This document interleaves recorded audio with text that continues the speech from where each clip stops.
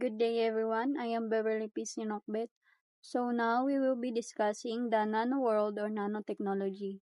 So first, let's define what is nanotechnology. Nanotechnology is a very promising field of studies that continues to inspire and propel our scientists to explore its vast application. Nanotechnology refers to the scientific study and utilization of very small structures whose size ranges between 1 nanometer up to 100 nanometers. So, meaning, ang nanotechnology ay ang pag-aaral at pagkontrol sa mga sobrang liit na bagay that we can see with naked eye or even the standard microscope struggles. The term nano originated from the Greek word nanos, which means dwarf. The concept of nanotechnology started on 1959 when physicist Richard Feynman discussed that we can manipulate individual atoms and molecules. The term nanotechnology was coined by Norio Taniguchi. So, how small is the nanoscale? Example po sini is an bacteria. Bacteria size is 1,000 nanometer and very small talaga siya that we can't really see it with naked eye.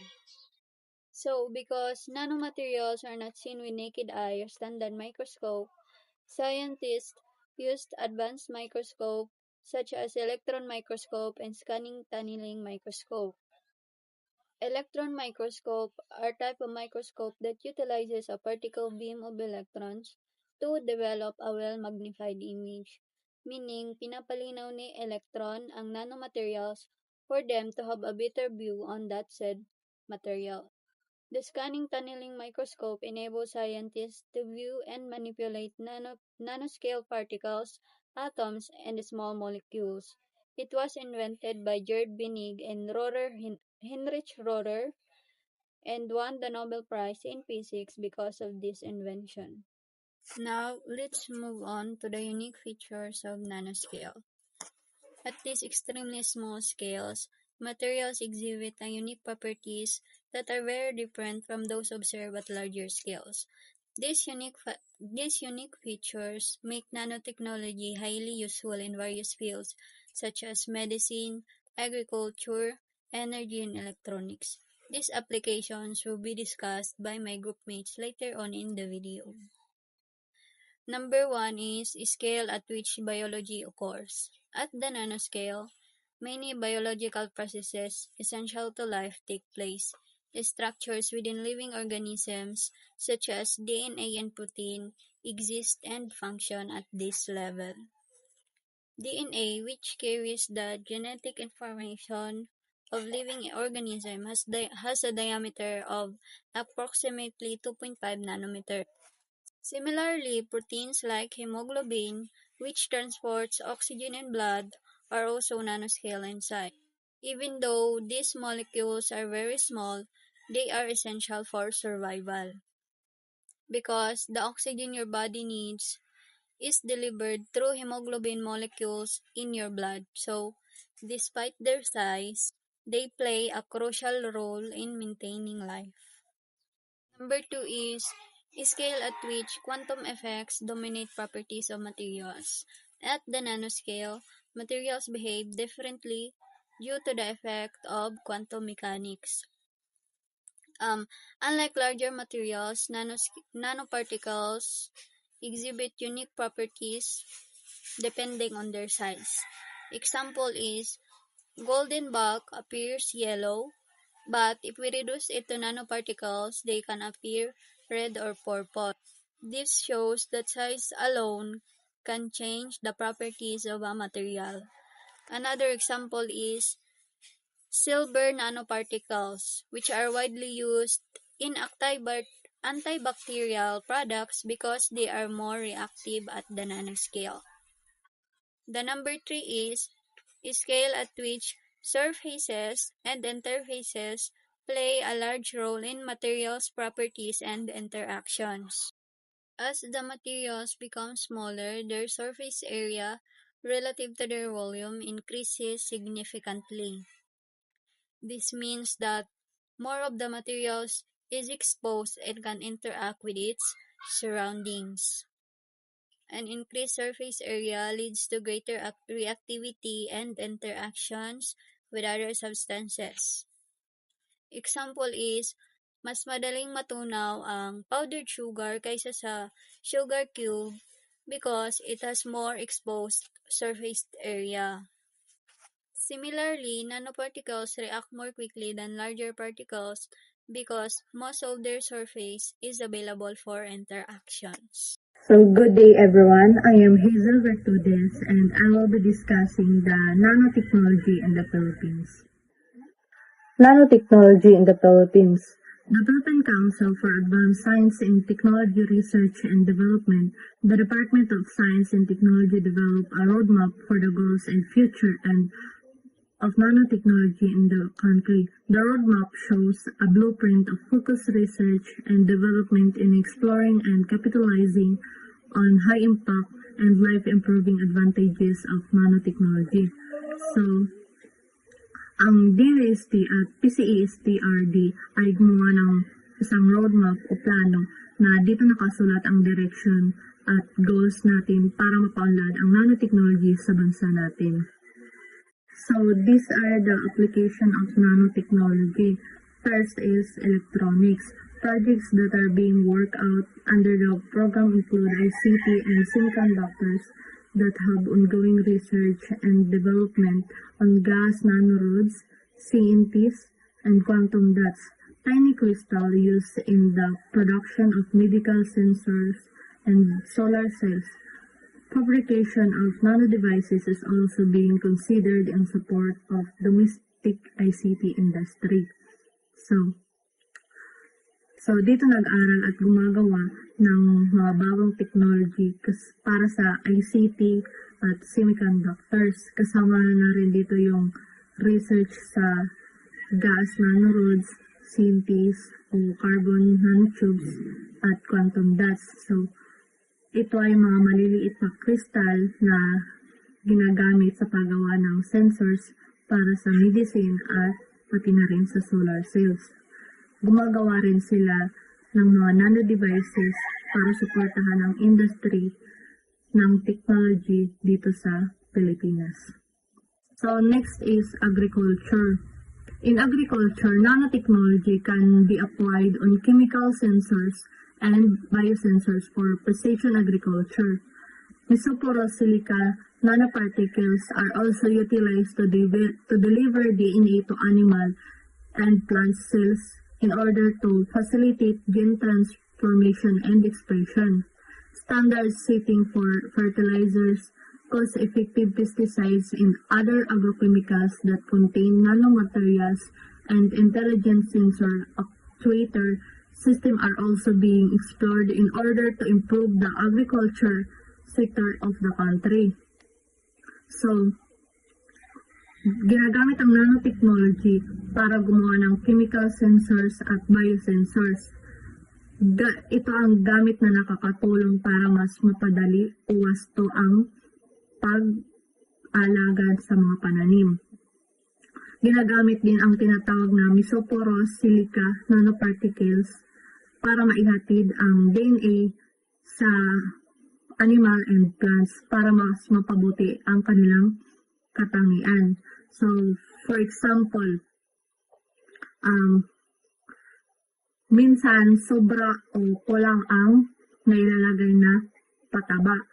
So, gamit ang nanotech sensors, palalaman natin kung eksakto at gaano karami ang kailangan ng lupa at halaman. Next is food processing. For food processing, several promising ventures are being done, including edible coats for agriculture and food exports, regulated atmosphere storage for prepared commodities, and biodegradable food packaging with barrier properties and enhanced strength. Standard stating for food, beverage, and nutraceuticals, self-healing food packaging films, and controlled release formulation for food additives, flavors, and nutraceuticals are also among the priorities. Sa food processing, ginagamit ang nanotechnology para mapanatiling ligtas at tumagal ang pagkain. For example, ay ang biodegradable packaging at edible coatings na nagpapahaba ng shelf life ng product. Is energy. Solar energy devices that use nanostructures are being pursued through collaborative approach by research groups from the University of the Philippines, Ateneo de Manila University, and the De La Salle University. These devices focus on solid-state based and diseritized-based solar cells. For example, yung mga nakikita nating solar panel sa mga bubong o sa kalsada ay pwede itong mas mapaganda ang design gamit ang nanotechnology para mas marami ang makuhang energy sa araw at pwede itong magamit kahit na maulap o hindi matindi ang sikat ng araw. Next is medicine. Many experts believe that nanotechnology can be integrated in medicine for early detection and prevention, improve diagnostics, treatment, and follow-ups on disease. So, ang nanotechnology ay may malaking role sa ating health. Nakatulong itong ma-detect agad yung mga sakit at mas accurate na diagnosis at mas effective na gamutan. And last is environment.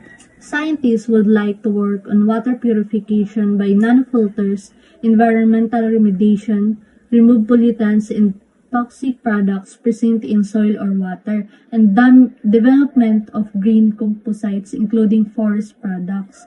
So, sa environment, nakatulong ang nanotechnology sa paglilinis ng tubig at lupa sa pamamagitan ng nanofilters at iba pang technology na nag-aalis ng pollutants, at ito ay mahalaga upang maprotektahan ang ating kalikasan. Okay, let's move on to the product of nanotechnology here in the Philippines. So, let's discover some of incredible products that developed by our Filipino scientists. First, let's go to the farm. Our researchers at UPLB and DOST have created 3 amazing products that help improve crop growth and protection. First, we have nanosilica-based fertilizer. So, instead of using other fertilizer that can easily wash away in the rain, this nano-fertilizer deliver nutrients directly to the plants, helping to grow faster, stronger, and healthier. The second one is fruit coating. It is like invisible second skin for the mangoes and papayas. And also, we have fruit that allow is the tropical fruits. This is the Carabao mangoes, Lakatan banana, papaya, and pineapple. So, official reports and developer information from UPLB, Adogora, and DOS PC, IEERD specify that the technology is currently tailored for a select group of tropical fruits. And in this fruit coating, this is a natural and safe. Unlike petroleum wax coatings, fruit is biodegradable, odorless, colorless, and safe to consume. And fruit coating, it can extend shelf life of fruits. Tumatagal po ito siya ng 30 days. The third one is the nano-encapsulated growth regulators. These are like smart vitamins for plants such as coffee and banana. They release nutrients slowly and precisely, helping roots grow deep and stronger and prevent degradation. It formulates hormones such as auxins, gibberellins, and cytokinin. So let's go to the aquatic, especially in the shark. Shrimp farming is a huge business in the Philippines, and one major problem is white spot syndrome. When we say white spot syndrome, this is a serious virus that can quickly spread and kill many shrimp, causing big losses to farmers. So, to solve this problem, scientists developed the Philippine Strips Biosensor Kit. This is a rapid test kill that works like a detective. It can quickly detect the presence of the virus in the shrimp or water. So this innovation is fast, inexpensive, and save millions of pesos for local aquaculture industries. And then the last one that created or that developed by our scientists is about the water purifications. So the portable ceramic water filter may look like a simple clay feature, but inside it's high tech. Then this picture, it used a nanotechnology silver coating. Why silver? At the nanoscale, silver acts like tiny sword that punctual and kill bacteria, removing up to 99.9% of harmful microorganisms. Because of this technology, people can have safe, clean drinking water, protecting their health in a simple and effective way. Okay, in conclusion, this study of the safety of nanoparticles, the benefits are huge, helping farmers grow more food, protecting aquatic life, and giving people safe water. So we say and this learn, small technology, big impact. That's all.